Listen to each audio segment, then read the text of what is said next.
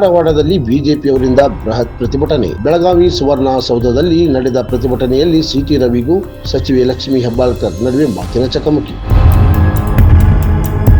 ನಿಮಗೆಲ್ಲ ಗೊತ್ತಿರಬಹುದು, ಬೆಂಗಳೂರಿನ ವಿಧಾನಸೌಧ ಮುಂದೆ ಪಾಕಿಸ್ತಾನ್ ಜಿಂದಾಬಾದ್ ಅನ್ನುವಂತವರು ಲೈವ್ ಆಗಿ ಎಲ್ಲರೂ ಕೂಡ ನೋಡಿದ್ರು ಕೂಡ ಅವ್ರನ್ನ ಅರೆಸ್ಟ್ ಮಾಡಲಿಲ್ಲ. ಅದನ್ನ FSL ರಿಪೋರ್ಟಿಗೆ ಕಳಿಸ್ತೇವೆ ಅಂತ ಹೇಳಿದ್ರು. ಆದ್ರೆ ಇವತ್ತು ಮಾನ್ಯ ಸ್ಪೀಕರ್ ಆದಂತ ಬಸವರಾಜ ಹೊರಟ್ಟಿ ಅವರು ಸಾಕ್ಷಿ ಇದ್ದಾರೆ.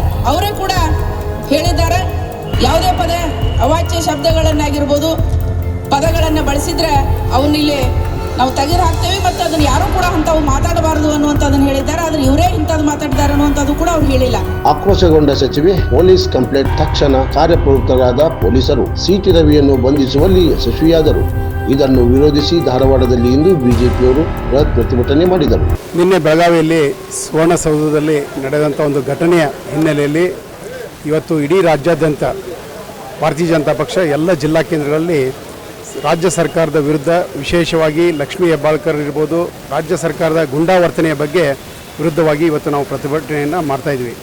ನಾವೆಲ್ಲ ನೋಡಿರುವಂತೆ ಮತ್ತು ವಿಶೇಷವಾಗಿ ನಿಮ್ಮ ಮಾಧ್ಯಮದಲ್ಲಿ ಬಂದಿರೋ ಪ್ರಕಾರ ಆ ರೀತಿ ಯಾವುದೇ ಘಟನೆ ನಡೆದೇ ಹೋಗಿದ್ದರೂ ಕೂಡ ಲಕ್ಷ್ಮೀ ಹೆಬ್ಬಾಳ್ಕರ್ ಅವರು ಆ ಒಂದು ಶಬ್ದ, ಅಂದರೆ ಅಂಬೇಡ್ಕರ್ ಅವರ ಒಂದು ವಿಚಾರದಲ್ಲಿ ಚರ್ಚೆ ನಡೀತಾ ಇದ್ದಾಗ ಭಾಳ ಹತಾಶರಾಗಿ ಮಾತಾಡ್ತಾ ಇದ್ದುದನ್ನು ಸನ್ಮಾನ್ಯ ಸಿಟಿ ರವಿಯವರು ನೀವು ಫ್ರಸ್ಟ್ರೇಟ್ ಆಗಿ ಮಾತಾಡ್ತಾ ಇದ್ದಾರೆ ಅಂತ ಈ ಒಂದು ಶಬ್ದವನ್ನು ಬಳಸಿದ್ದನ್ನೇ ಅವಳು ಅಪಾರ್ಥವಾಗಿ ತಿಳ್ಕೊಂಡು, ಅದು ಒಂದು ಗಾದೆ ಮಾತಿದೆ, ಕುಂಬಳಕಾಯಿ ಕಳ್ಳ ಅಂದರೆ ಹೆಗಲು ಮುಟ್ಟಿ ನೋಡಿದ ಅಂತೇಳಿ. ಆ ರೀತಿ ಲಕ್ಷ್ಮೀ ಹೆಬ್ಬಾಳ್ಕರ್ ಅವರು ತಪ್ಪು ಕಲ್ಪನೆಯಿಂದ ಅವರಿಗೆ ಇಡೀ ಉಳಿದ ಎಲ್ಲ ಶಾಸಕರು ಅವರು ಸಪೋರ್ಟ್ ಮಾಡಿದ್ದರಿಂದ ಇಡೀ ಸದನ ನಿನ್ನೆ ರಣರಂಗವಾಗಿದ್ದು ನಾವು ನೋಡಿದ್ದೀವಿ. ಇಂಥ ಸಂದರ್ಭದಲ್ಲಿ ಸಿಟಿ ರವಿಯವರನ್ನ ವಿನಾಕಾರಣ ಅಪಾದನೆ ಹೊರಿಸಿ ಯಾವುದೇ ಕಾನೂನು ಇದು ಗೊತ್ತಿಲ್ಲದೆ ಅರೆಸ್ಟ್ ಮಾಡಿದ್ದಾರೆ.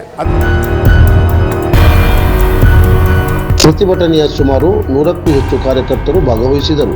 ಸರ್ಕಾರದ ವಿರುದ್ಧ ಘೋಷಣೆ ಕೂಗುತ್ತಾ ಜಿಲ್ಲಾಧಿಕಾರಿ ಕಚೇರಿ ಮುಂದೆ ಪ್ರತಿಭಟಿಸಿದರು. ಅಷ್ಟೇ ಅಲ್ಲದೆ ಸಿಎಂ ಸಿದ್ದರಾಮಯ್ಯ ಮತ್ತು ಸಚಿವೆ ಹೆಬ್ಬಾಳ್ಕರ್ ಅವರ ಪ್ರತಿಮೆಗೆ ಬೆಂಕಿ ಹಚ್ಚುವ ಮೂಲಕ ತಮ್ಮ ಆಕ್ರೋಶವನ್ನು ವ್ಯಕ್ತಪಡಿಸಿದರು.